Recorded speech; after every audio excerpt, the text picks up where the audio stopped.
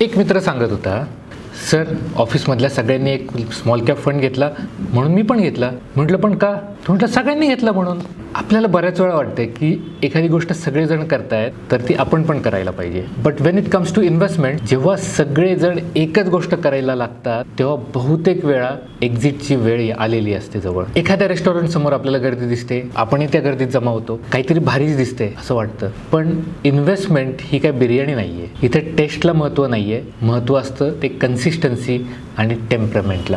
Social proof bias म्हणजे इतरांच्या आत्मविश्वासावर विश्वास ठेवून त्यांच्याप्रमाणे निर्णय घेणे.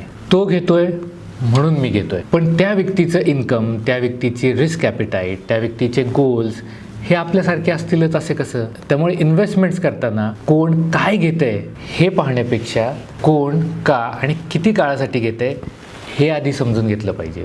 सगळ्यांनी घेतलं म्हणून मी पण घेतलं आणि कोणी सगळ्यांनी विकलं म्हणून मी पण विकलं, हे इन्व्हेस्टमेंट नाही आहे, हे फक्त क्राऊड फॉलोइंग आहे. थँक्यू.